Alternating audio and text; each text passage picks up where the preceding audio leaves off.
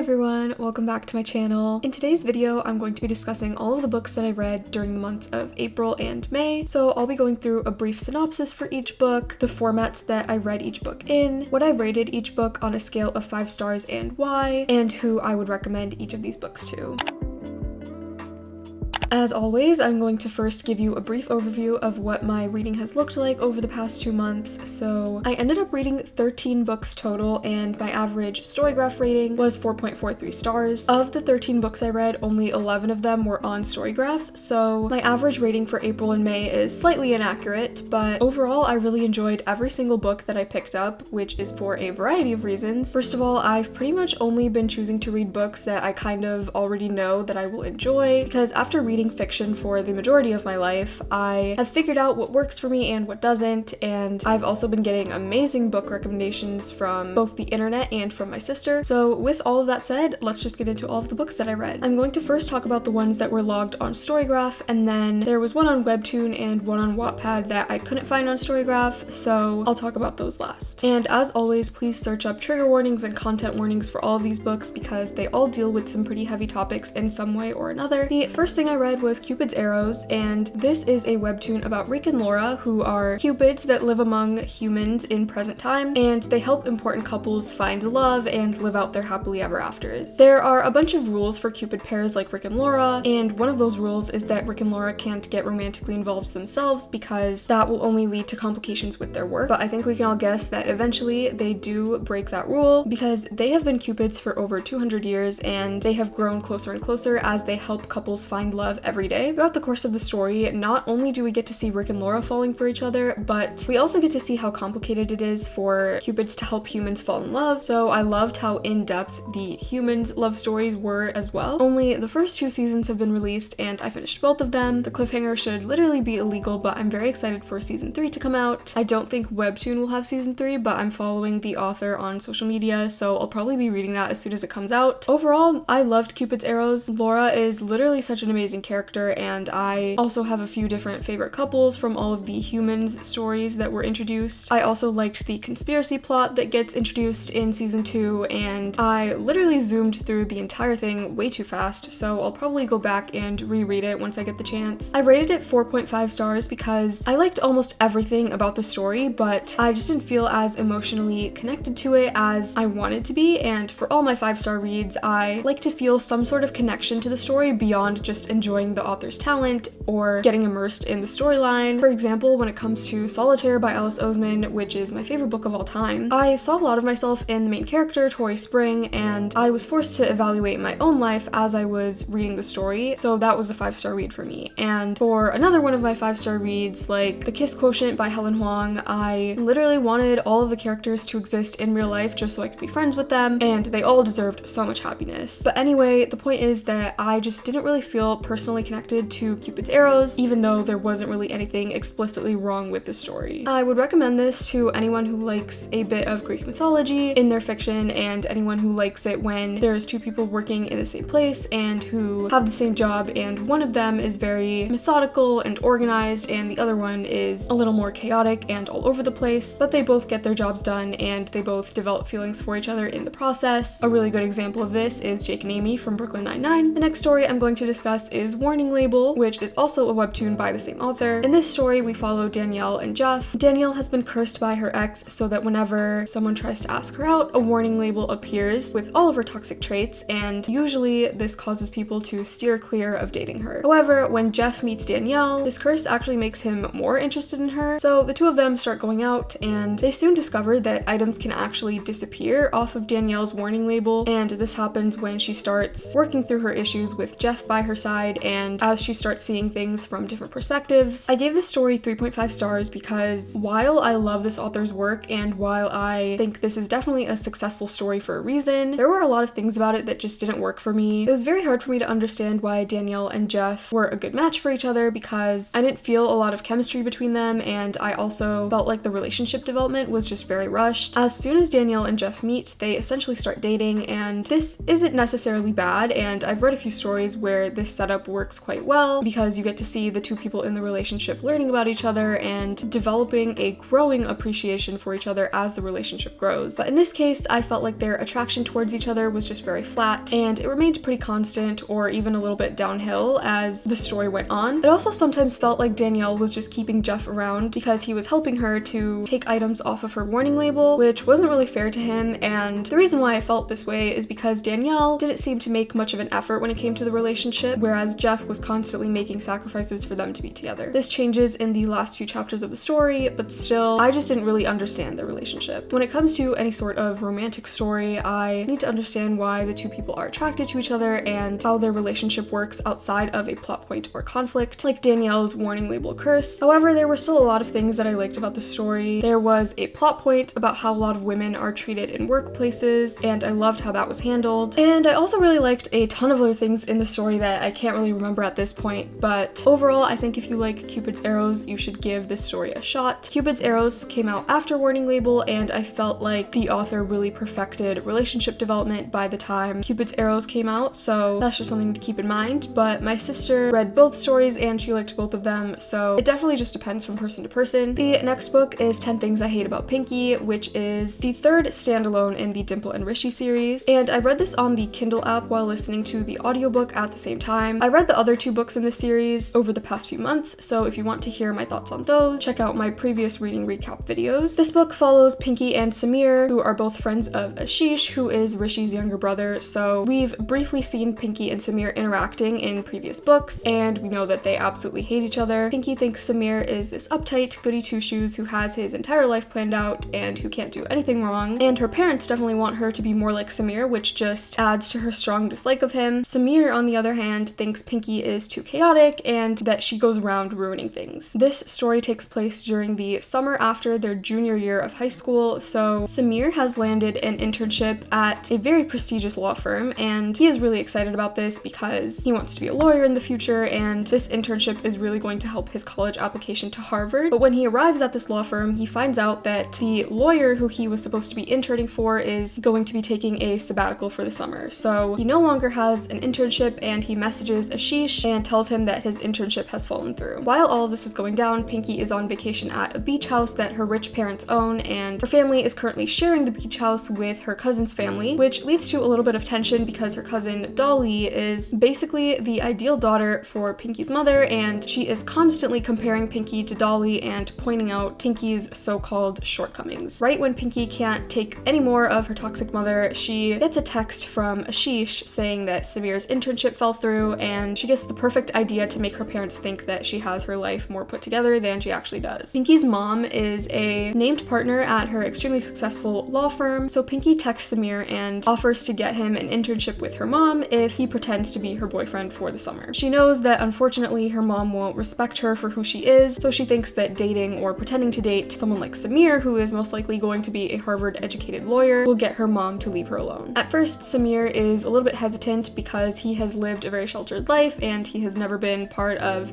such an elaborate lie before, but when he thinks about going back home and dealing with his overprotective mother for the entire summer, he realizes that this is a better alternative, so he lets his mom believe that he is just busy at his internship, while in reality he goes to Pinkie's family's beach house for the summer and he pretends to be her respectable boyfriend. This obviously is not the most foolproof plan because they absolutely hate each other, but they need to pretend like they are madly in love, so in order to really sell the act, they decide to learn more about each other, and in the process their feelings start becoming more and more real. I absolutely loved this, and at first I was just here for the enemies to lovers fake dating situation, but there was this one scene that just really solidified my stance on this book, and it is the scene where Samir opens up to Pinkie about why he feels like he needs to plan and schedule out every minute of his life. That scene really resonated with me, and it caused me to examine parts of my life as well. I'll just leave it at that because it's a very important scene and I don't want to spoil it for you, and it really has a lot to do with Samir's backstory, but you really get to see both Samir and Pinkie realize that they have been making assumptions about each other that aren't necessarily true, or at least there's more to each other than what they previously thought. My one complaint is that I do wish we got to see how Samir dealt with going home and telling his overprotective mother the truth about what he's been doing over the summer, but that never happened, and I think it was just because the author didn't want to include too many conflicts, but I just felt like the story was a little bit incomplete because of that. I also felt like the writing was was peak YA style, and this isn't my favorite writing style, but all of this author's books are like that, and I usually like the storylines enough to overlook that, so that's what I did with this book as well. Overall, I rated this book 4 stars, and if you liked the other books in the series, definitely give this one a read as well. When Dimple Met Rishi is still my favorite of the series, but this is my second favorite, and There's Something About Sweetie is my third favorite, but I really did enjoy them all. Next, I read The Deal, which is the first book in the Off-Campus series. I've heard so many people rave about this series, and all I knew before going into it is that it's a new adult college sports romance series, so I was pretty much already sold at that point, but I also was able to get The Deal's Kindle ebook for free, which was amazing. I usually get my Kindle ebooks from the library, so I can't keep them, but I'm really glad I get to keep this one because I do want to go back and highlight my favorite parts. But anyway, this book follows Hannah and Garrett, and Hannah is a music major at Briar U who is doing extremely well in all of her classes while also preparing for a very important vocal performance that she has coming up. And then Garrett is a hockey player at Briar U who is not doing too well in one of his classes, and he really needs to get his grade up in that class if he wants to continue playing hockey for the school team, which he does because he wants to be a professional hockey player after graduation. One day, after almost everyone in this class has failed another horrible exam, Garrett bumps into Hannah and he accidentally sees that she miraculously got an A on the exam. He asks her to tutor him and she says no, but that doesn't stop Garrett from trying to get her attention and beg her to tutor him for a good amount of time. And as they spend more time together, they really get to know each other and their relationship goes on from there. Both Hannah and Garrett are also dealing with very traumatic pasts, so not only do we get to follow their relationship, but we also get to see their individual story arcs. And on top of that, the found family trope is very prominent in this series, so all of the banter and the comforting vibe that you get from college friends slash roommates slash teammates is very strong, so that was one of my favorite aspects of the story. The rest of the books in the series follow Garrett's other roommates who are also hockey players, and you get to see how hilarious they all are right from the start, which really got me excited to continue on with the series. I rated this book 5 stars because, first of all, new adult college romances are like my favorite thing to read right now, and also, even though this book dealt with some very heavy topics, it was balanced out by the humor of the characters and the realistic actions that we see in the characters' day-to-day lives, studying, watching TV together, and going to hockey games and vocal performances and other school events. I especially connected to the story after seeing how strong Hannah and Garrett are and how they deal with everything they've gone through in their past. Hannah is such a powerful person who doesn't let her past stop her from living her best life, and as for Garrett, I literally got chills from the ending of the book because I was just so proud of him. I won't spoil it, but if you've read the book, then you know what I'm talking about probably. Right after I read The Deal, I went and rewatched the reading vlog for this book that Larry Reed's made, and I pretty much agreed with everything she said, so if you want to hear some more in-depth thoughts about this book, I will link her video in the description, but her reading vlogs do contain a lot of spoilers, so just keep that in mind. But anyway, if you like new adult romances with the found family trope, and if you like romances set in college, or even just sports romances in general, I think this is one of the best ones out there, so I highly recommend it. Next, I continued on with the series and I read The Mistake, which I also read digitally. This book follows Logan and Grace. So Logan is another one of the hockey players who we are introduced to in the first book, and he is convinced that there is no way out of running his family's business after graduation, so he's trying to enjoy his last few years of freedom in college. And Grace is a freshman psych major who is very chatty and friendly. I'm actually not 100% sure if Grace is a psych major. It's been a good amount of time since I've read it, but I don't think her major ever becomes a super important plot point. Anyway, Logan is characterized as this very outgoing, experienced player type at the beginning of the story, whereas Grace is extremely innocent and quiet. They both have this romantic encounter one day, but Logan makes a terrible mistake at the end, so that leads to a lot of groveling to get Grace to give him a second chance, and their story continues on from there. We also get to see both of them dealing with family and friend issues while navigating their educational and professional careers. I gave this one 4 stars because I absolutely loved the found family and banter, but I just didn't connect to it on a more personal level. I loved both Grace and Logan as characters, but one aspect of the story that I didn't totally buy is that when Logan realizes he wants to be in a relationship, he immediately knows for sure that the only relationship he wants is with Grace. At this point, they had only seen each other a couple of times, and I know they both have a common interest that was revealed during their initial encounter, but it still felt a little bit too insta-lovey for me. However, I will say that Logan and Grace eventually do have an incredibly supportive relationship, so that's why my rating for this book is still high despite the slight insta-love. They both support each other's dreams despite what other people in their lives might think of them, and their relationship was just very wholesome overall. This isn't my favorite off-campus book, but I still think you should read it because it was very comforting. Next, I went on to read The Score, Score, which is the third off-campus book, and I also read this one digitally. The Score follows Dean and Allie. So Dean is one of the other hockey players in the off-campus house who is working towards getting into law school, and Allie is a drama major who wants to be an actress. She is also Hannah's best friend and roommate, so we've already met Allie in the first book, and we know that Allie had a boyfriend named Sean during the plot of the first book, but in this book we find out that they are now broken up, and Allie is extremely upset because this was a very long-term relationship. Dean, on the other hand, is having a bunch of one-night stands at the beginning of the book, which we've come to expect since we've seen his behavior in all the other books in the series. One day, Allie's ex says he's going to come over to her dorm to talk to her in person since she won't return his texts or calls, so Hannah and Garrett let Allie stay in the off-campus house where all the guys live. However, everyone in the house is gone except for Dean, so we are presented with the forced proximity trope. Throughout the story, we get to see Allie deal with family obligations, and we also get to see that she isn't entirely sure where she wants her career to go after graduation. We also get to see Dean deal with uncertainty about his career, and although Dean lives a very privileged life, we get to see that he goes through his own share of life-changing problems as well. I rated this book 5 stars because, again, the banter and the friend group was just immaculate, and I also was just so impressed by both Allie and Dean figuring out what they are really passionate about in life. I also love how things like fear of commitment and toxic relationships were handled, and I think Dean and Allie are just so perfect for each other. Personally, I was really able to relate to the idea that you can prepare your entire life for something only to realize one day that you actually don't want that life at all. Again, I recommend this entire series to anyone who loves a good new adult college romance. I haven't read The Goal or The Legacy yet, but I will eventually. I'm a little bit scared to read The Goal because I know that it has the pregnancy trope, and I hate the pregnancy trope, but all of the other books in the series have been such a huge source of comfort for me, even when there were conflicts going on in the story, so I will eventually read it, and I will let you all know what I think. Next, I read The Silent Patient, which is a psychological thriller that I've wanted to read for a very long time, and I also read this on the Kindle app, which is honestly my favorite way to read right now. This book follows a psychotherapist named Theo who begins working at the institution that a woman named Alicia is in. Alicia is in this institution because she shot and killed her husband, and then after doing so, she just stopped speaking. Because Alicia has stopped speaking, no one ever found out why she shot her husband, so her motive has been a secret for this whole time. She is a painter, and she created a painting right after she shot her husband, which many experts tried analyzing, but no one could ever figure out why she killed her husband with no warning. Theo, however, is determined to get Alicia to talk by using psychotherapy, and he also ends up doing a little bit of investigation on his own. Alicia's journal entries are dispersed throughout the book, so as the reader, we get more information than Theo does, but even then, I literally did not see the plot twist coming. I rated this book 5 stars because I thought the analysis of psychology throughout the book was phenomenal, and I felt like I could understand Alicia on so many different levels. I also thought the plot twist was a stroke of genius, and there's not much else I can say without spoiling this book because it is a thriller, but if you're into thrillers, especially psychological thrillers, I definitely recommend this one, and I think it lives up to the hype. I've come to realize that I love psychological thrillers, and I really want to read more of those in the future, so if you have any recommendations, please leave them in the comments below. I would really appreciate it, and I'm sure other people watching this video would appreciate it too. Next, I read The Mysterious Benedict Society and the Prisoner's Dilemma, which is the third book in the Mysterious Benedict Society. I read this one on the Kindle app, and I listened to the audiobook at the same time, just like how I read the others in the series. And if you want to hear my thoughts on the first 2 books in the series, check out my previous reading recap videos. In this book, Mr. Benedict, number 2, Rhonda, all the members of the Mysterious Benedict Society and their families are trying to prevent their old nemesis, Mr. Curtin, from regaining control of the Whisperer, which was a major part of the first 2 books. In a plot to get the Whisperer, a blackout occurs in Stonetown, and that is where the story takes place, so Mr. Curtin's minions battle the members of the Mysterious Benedict Society to try to take them down. I rated this book 4 stars because while I thought the story was very intelligently written, I felt like it lacked the dark academia atmosphere that I loved in the first book. Overall though, if you enjoy middle grade fantasy and if you've read the first 2 books in the series, I would definitely recommend this one. Next, I read the last book in the Mysterious Benedict Society series, which is the Mysterious Benedict Society and the Riddle of Ages. Again, I read the Kindle ebook while listening to the audiobook at the same time, and I like to listen to all my audiobooks at 1.7 times speed because that's a good pace for me to follow along in the actual written book, and it isn't too fast to the point where I'm not comprehending anything. But anyway, this book takes place years after the previous book in the series, and now all the members of the Mysterious Benedict Society are much older, and they're trying to make important decisions like where they're going to college or what they want to do in the future. All of these kids have spent the majority of their childhoods with each other, so these kinds of decisions are especially hard for them because they can't imagine a world world where they're not within walking distance of each other. While they're dealing with these dilemmas, a new member of the mysterious Benedict Society is introduced, and they find out that Mr. Curtin has yet another nefarious plot that he intends to carry out, so they all use their different forms of intelligence to try and stop him once and for all. I haven't really been giving away too much in terms of synopsis for these past few books because I feel like there are just too many things that could be considered spoilers, but anyway, I rated this book 3.75 stars. It was really good to see that the members of the Mysterious Benedict Society are finally going to be getting the successful futures that they deserve, and I love their witty banter, but honestly, this book was a bit of a difficult one to get through, and I found it a bit more boring than the first 3 in the series. I feel like the author quite honestly ran out of plot points for this book, and it was pretty evident, but overall, I'm glad I read it, and I don't think you should skip over it completely if you're interested in seeing what the futures of the society members hold. Continuing with the middle grade theme, I read The Invention of Hugo Cabre next, and I surprisingly read the physical copy of this, but I also listened to the audiobook at the same time, and I highly recommend the audiobook for this because it was an absolutely phenomenal performance. This book takes place in Paris, and it is set in the early 1900s during the winter, so it was very atmospheric, and I would highly recommend reading it in the winter. It follows a boy named Hugo Cabre, and he is an orphan. In order to survive, Hugo lives in the walls of the train station, and he is a clock keeper for that same train station. The management at the train station don't realize that it is a literal child who is keeping the clocks of the train station running because Hugo uses his dead uncle's name to receive checks, and his uncle was the clock keeper of the station before his death. While Hugo is working as a clock keeper, he is also trying to make progress on a project that his father started before he passed away, and in order to do so, he has to steal mechanical parts from a toy booth inside the train station. However, he gets caught stealing these parts, and this actually leads him to make new discoveries about both the project and his family. This book is absolutely stunning, and there are tons of hand-drawn illustrations to look at. I rated this book 5 stars because I absolutely loved the atmosphere. Both the writings and the illustrations were filled with so much talent, and it was just such a unique reading experience that I just had to give it 5 stars. Next, I read Crumbs, which is a webtoon about Ray and Lori and the magical realm that they are a part of. Lori is an aspiring musician, and he also works at a cafe/bakery where the name of each item on the menu is actually a spell that you get. So for example, Ray's order is always a hot tea with a pastry called romance, and when she eats the pastry, she is filled with the feeling of romance. Ray is a student who wants to be a counselor one day, which means that she'll be using her magical seeing skills to make decisions about what will happen in the present and in the future to keep the world running smoothly. Ray has always been a regular at the cafe/bakery that Lori works at, and they've both had a crush on each other for a very long time, so eventually they start talking and hanging out more. However, if Ray does become a counselor in the future, then all her loved ones will forget her identity because council work is top secret. So the story is about Ray and Lori navigating their professional interests while also navigating their feelings for each other and building up mutual trust in the relationship. I adored this book, and I gave it 5 stars because I felt like it did such a good job with showing people what it's like to finally achieve all of your academic or professional dreams and realize that your career might not actually be right for you. And it also does a great job of showing how different people deal with failure in their professional lives. I also love how trust issues and other similar relationship issues were handled, and overall this was just such a cozy, atmospheric read. I also loved the subplots that were going on over at the council, so everything was just tied together really well, and I really recommend this if you're looking for a cozy fantasy read. I feel like cozy fantasies are somewhat difficult to find outside of middle grade, so I'm really glad I stumbled upon this one. Next, I read Crescendo on Wattpad, and although a lot of books on Wattpad have terrible grammar and are super low quality, I was thoroughly impressed by this one. There were still a few mistakes here and there, but I think this is the highest quality Wattpad story I've personally read. So Crescendo is about Jules and Theo. Theo works as an EMT by day, and he's part of a band by night, and Jules is a freshman counselor at a university. Jules is separated from her husband because she is trying to get away from her toxic family, and she feels like she needs to have a one-night stand in order to rebel against her family's values. So she goes to a bar one night, and Theo's